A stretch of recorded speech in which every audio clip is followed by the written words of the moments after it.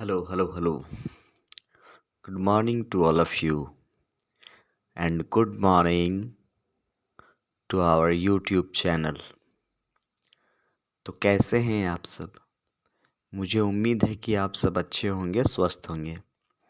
आज हम लोग देखेंगे use of can.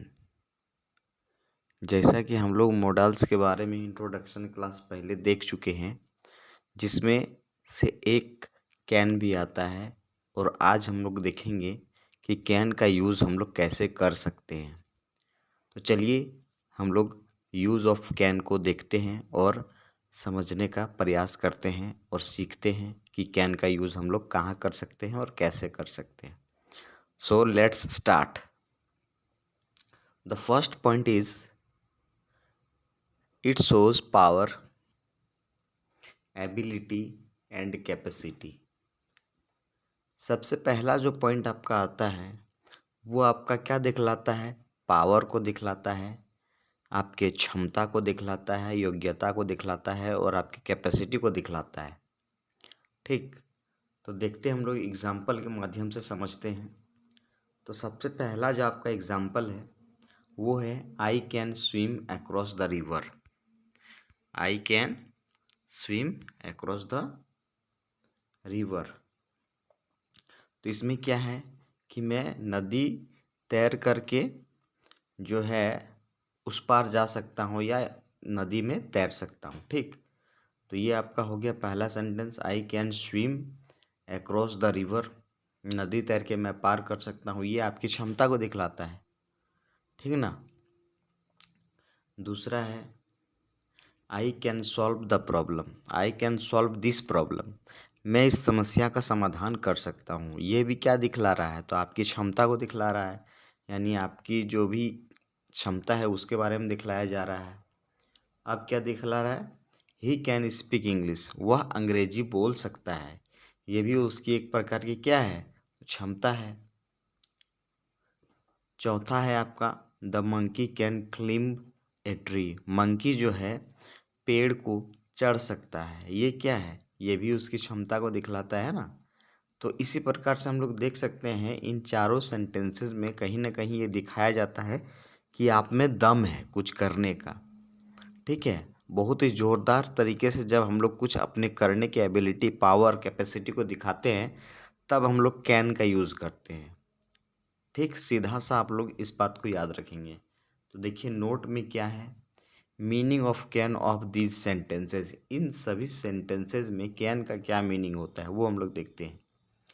Be able to है ना, बी एबल टू है, बी केपेबल ऑफ, मतलब बी एबल टू क्या मतलब किसी भी काम को करने के लिए आप उसके लायक हैं, है ना। कैपेबल मतलब आपके अंदर कैपेसिटी है वो काम करने का। नो हाउ टू मतलब कैसे करना है ये भी आपको पता है। तो चलिए ये जो एग्जांपल है, जैसे कि हम लोग यहाँ देखे थे एक तीसरा में ये तीसरा एग्जांपल था ही कैन स्पीक इंग्लिश, तो वही हम लोग यहाँ सेंटेंस में देखें ही कैन स्पीक इंग्लिश। तो इसमें क्या कहा गया है? सबसे पहला he is able to speak English, मतलब वो अंग्रेजी बोलने के लिए दक्ष है, पूरी तरह से एबल है मतलब उस लायक है। ठीक,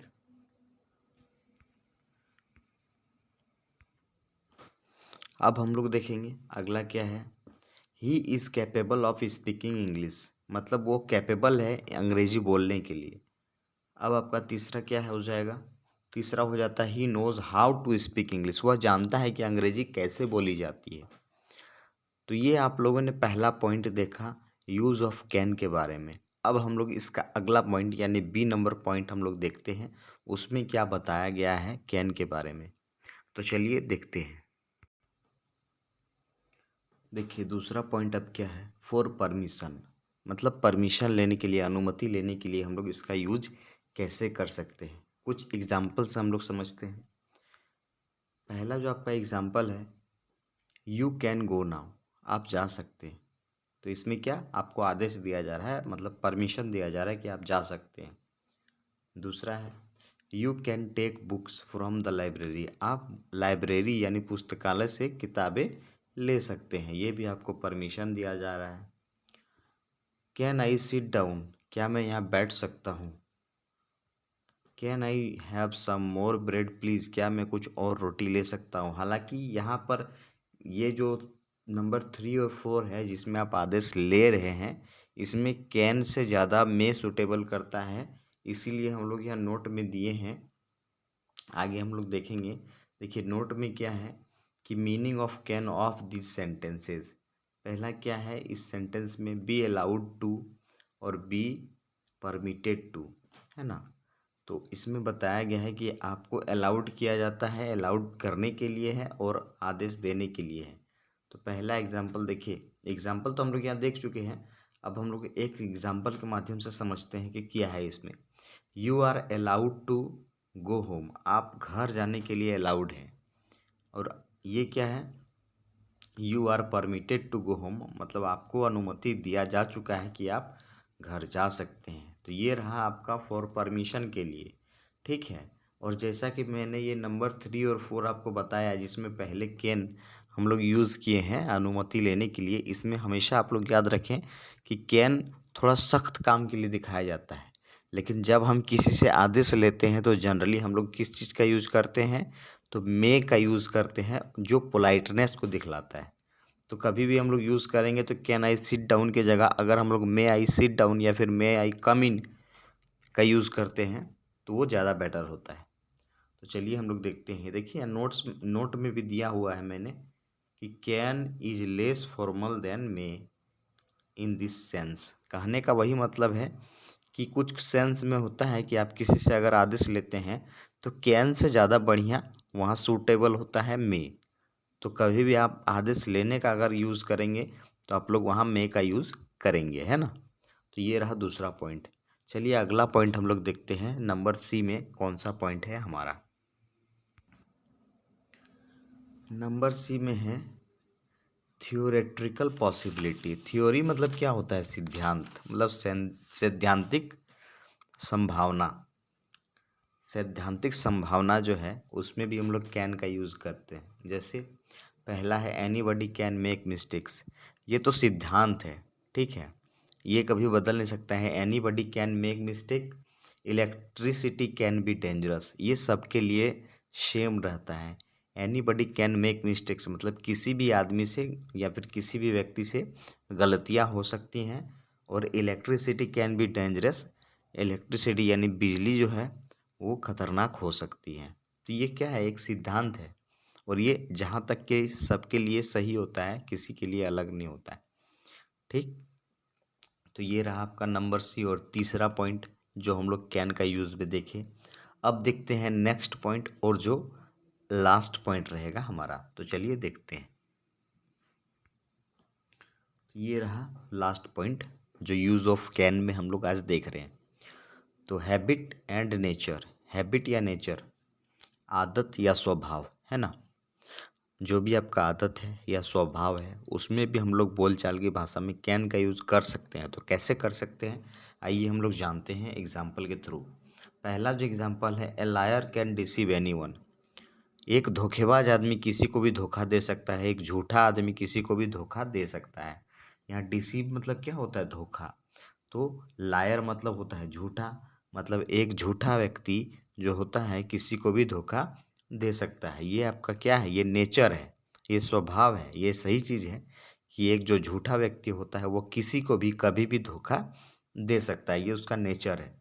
दूसरा क्या है, a saint can harm no one, saint मतलब क्या, साधु, जो एक साधु होता है वो कभी किसी को नुकसान नहीं पहुंचाता है। ये भी क्या है, एक प्रकार का नेचर है, स्वभाव है, ठीक। तो ये हम लोग को देखे, यही चार कुछ पॉइंट्स थे यूज़ ऑफ कैन के बारे में। अब हम लोग इसी तरह से मॉडल्स ऑक्सिलरी वर्ब के जितने भी वर्ड्स हैं सभी के एक एक करके उनके यूजेस को देखेंगे और सीखेंगे कि उनका यूज कैसे किया जाता है। तो इसके बाद हम लोग नेक्स्ट क्लास में जब आएंगे तब हम लोग कुड के यूज़ के बारे में देखेंगे। तो मुझे उम्मीद है कि आपको ये क्लास बहुत ही ज़्यादा इन्फॉर्मेटिव और लाभदायक लगा होगा।